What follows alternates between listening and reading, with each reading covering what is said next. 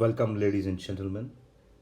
Today, we are going to deconstruct a very important topic in our internal security scenario. It is Naxalism. Basically, we'll be understanding what Naxalism really means, how it originated. We will also be seeing some out of box questions of UPSC, which is connected Naxalism with socio-economic realities of life or the human elements of Naxalism, whereby we could be concluding as Naxalism as a prima facie connection between humans and the mindset of greed. So, first, we'll be talking about Naxalism as a broad phenomena, what it really means, how Naxalism, the name Naxalism was, I think this is a cliche thing that everybody knows where Naxalism came from. The Naxalbari incidents in eastern India. Next, the origins of Naxalism, its intellectual precursors. For example, there is a great saying that the present day policies are often derived from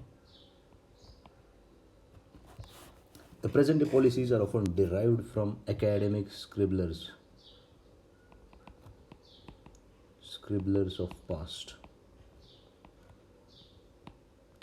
So we'll see how this Naxalism originated from the academic scribblers of the past. Next, we'll talk about some statistics regarding Naxalism. The statistics do not bleed, but it gives us an overall picture of how Naxalism has corroded some of the livelihood as well as standard of living of people who are living at the mercy of Naxalites. Those are in villages like districts of Bastar. In Maharashtra, there is a sub-district of Aheri in Gadchiroli.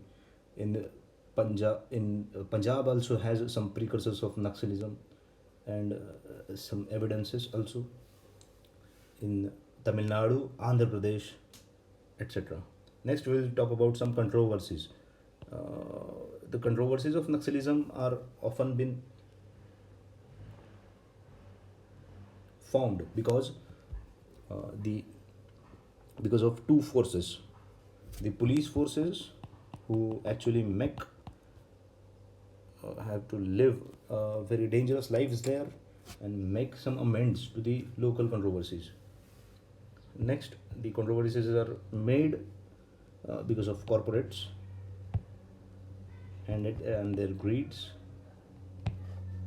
The controversies are also often because of the funds of NGOs, and controversies are also surrounding the personal aims of politicians.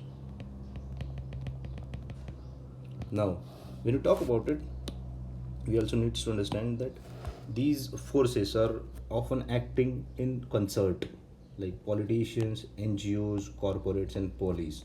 Now, these are often formed by a nexus of all three. So this sometimes give a very complicated picture to us. So next we'll see about some important Naxal leaders, how they were cultivated or decultivated by intelligence agencies, how they manifested themselves in the overall scenario. Next we will see some famous IPS officers in Naxal either controversies or the operations against Naxalism. What was their mindset and what mindset is required to actually destroy Naxalism. We'll also talk about the Chakravyuh challenge. In Chakravyuh challenge, what was happened was that, have you seen the movie? So, youth, youth, who is actually like a graduate, turns into Naxalism just because of the exploitation undergoing on his own friend, a very good friend. So because of that, he goes into Naxalism to get the vendetta out of the forces or the state. Next, we will talk about the solutions to Naxalism and some successful models which have been used from time to time. So let's start our discussion now. Naxalism is often considered as a socio-economic issue, but it turned into a major security threat nearly around 2013 and 14. Now, Naxalism, these states are basically mineral rich. This is also known as resource curse, and dominated by tribes and have rich forest cover. Like if you see in the map of India, this is the area. You can see in it. This is the area which is often the Chota Nagpur Plateau. Here it's C. I'm writing with C. So from Chota Nagpur Plateau to the now, and then there are some states boundaries which connect them. There are 3 state boundaries and 4 state boundaries. So often the state police is not quite occupant to cross over the boundaries. So state police, because of the failure of the state police, the Naxals often go from one state to another state and just make their amends there. So that is also a challenge. We will see that in later time. Now, the greed of big corporate. This is often been propagated as a reason by the Naxal sympathizers. However, we'll see how it has failed. For example, local people from their lands, they often say that the big corporate has alienated local people from their land.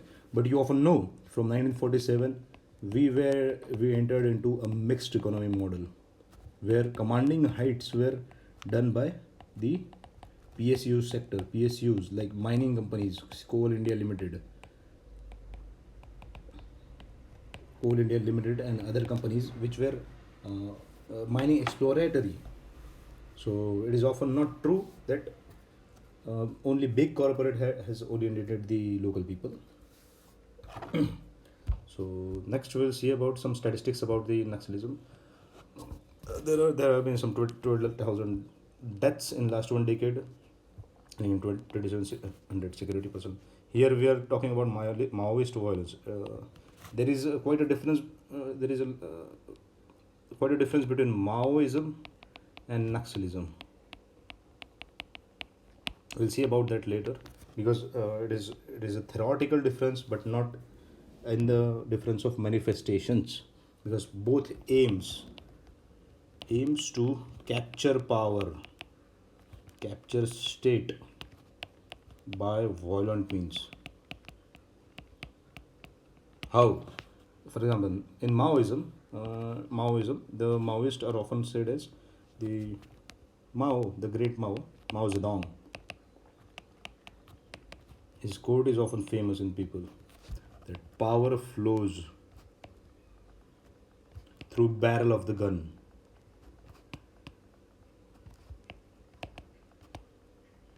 Now, we are often our state is often not founded on such principles, but the Zedong, the Maoist ideology is based on the barrel of the gun. Next, let's see some more statistics. Former PM has said Naxalism is the biggest internal security threat of India. Who was this PM? It was Manmohan Singh. Because only during his period that Naxalism was like greatest threat to our security. Incidents of left declined by 60%, 9 to 2017. So incidents have declined but casualties among security forces has increased. And CRPF, mind you, the CRPF battalions are the biggest forces which are fighting the Naxalism. So overall casualties among security forces have declined. Geographical expanse has also been decreased. So how do we define the geographical expanse? We define it by districts and sub-districts. So if there is no violence for past 10 years, the district is for, I think it is for 20 years for a district. So the district is removed from the list, from red list. And if the violence is removed from 10 years from the sub-district, the sub-district is removed from the red list. Next, mass human rights violations were reported. They started acting as mercenaries. Also, they started taking the revenge for old. Okay. So sorry, I'm very sorry. The controversies surrounding the Naxalism. The first one was Salva Judum, the recruitment of local people to fight against Naxalism. So, state is often considered with training of police and personnel, but there was very less time. So the politicians, along with the police, come out with an idea that we should arm them. We should arm the civilians to protect themselves. This model was copied from Vietnam War, where civilians were relocated to some camps, and then security forces started fighting with the extremists only. So Salva Judum also provided the arms and ammunition to the civilians because they know the local topography very well. However, there have been some problems with such Salva Judum, that they were not properly trained and not given proper training in dealing with the human rights. So they did not have any training in human rights. They did not have proper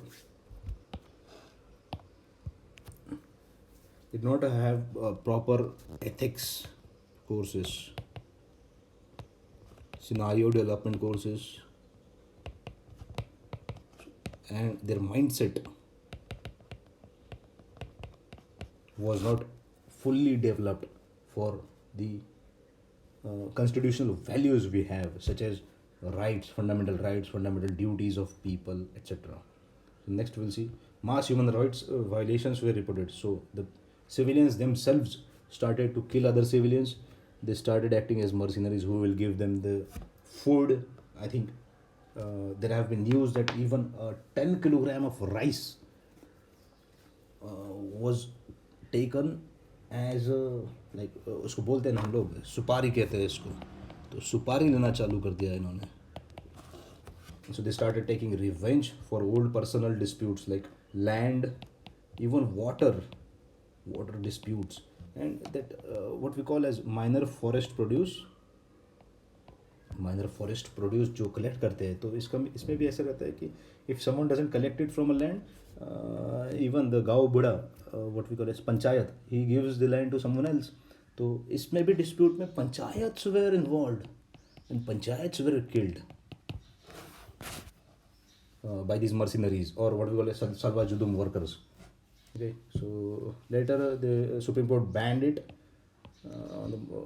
Next we see that there have been human rights violations. So all the security forces deny it, but rights organizations like this VDAM and Freedom House. VDAM is We Democracies. No concrete theory is there till now, but government stand. We have to take the government stand because these NGOs have funding, foreign funding, often funding from the China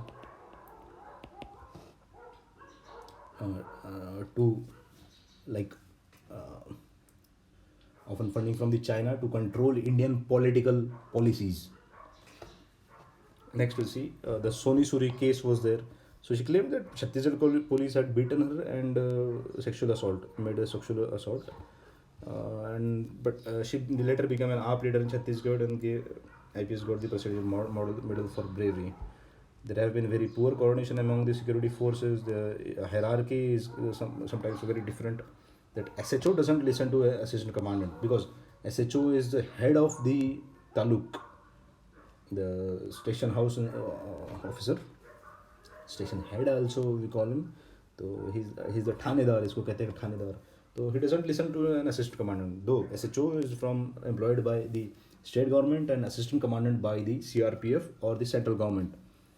With respect to training, assistant commandant is at a very higher level with very high training of extremities, but SHO is often from the local arenas and knows the topography well. Next, Air Force sometimes refuse to provide the air support. What happens is that many a times they give the air support by our Pavan Hans helicopters for the refueling and resupply. But often, what happens is that there are very dense jungles. What we call by dense. So in dense jungle, what happens is that there are canopies of trees. Like this is the top canopy of tree, then there are middle canopy of trees, and then there are smaller canopy of trees like bushes and trees. So what happens is that you cannot see anything from above when such high canopies are there. There is no visibility. The even sometimes what happens is that the coordinates are often different.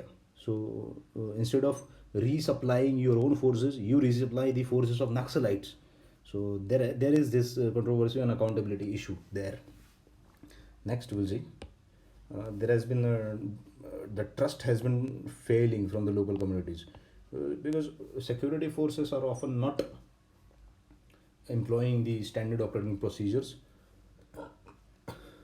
In fact, sometimes they are not able to defend their own informers. Why they are to defend their own informers? It is because uh, if they defend their own informer, the informer of the other security agency, like I think, see, CRPF itself has a wing of intelligence. Then Intelligence Bureau has a wing of intelligence. So everybody has their sources, what we call as informers.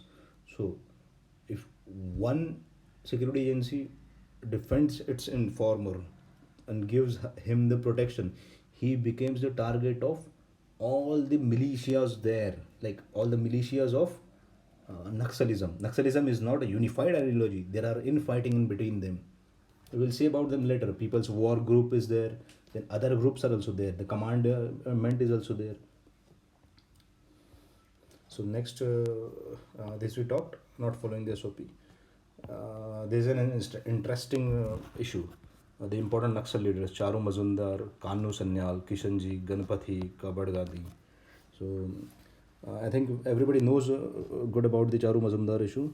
He was a founder of CPI, Maoist faction of the Naxalism. He's also credited with being a talented guy,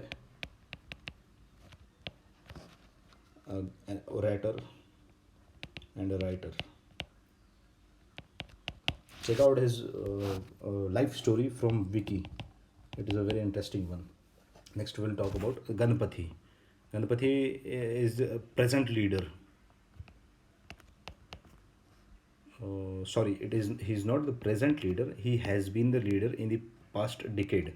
Ganpati is today. He is not a leader. In the past, he has been a dangerous person in the hierarchy of the Naxals. Naxals have been able to do successful operations under the command of Ganpati. He is also considered as a sector commander of. He started from the sector commander and went on to become the central committee member. Central committee member of the CPI. He is a dreaded Naxalite. But now he is retired. It is often in the news that he is retired because of his health and not able to control the factions underneath him.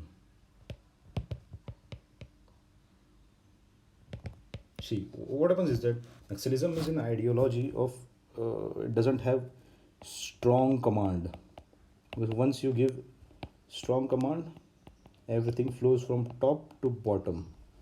So the terrorist agencies often have a what we call as a flexible structure. The ideology flows from top to bottom, while the funds and things recruitment goes from bottom to top. Ganpati was such guy who gone from bottom to top. We'll take a break.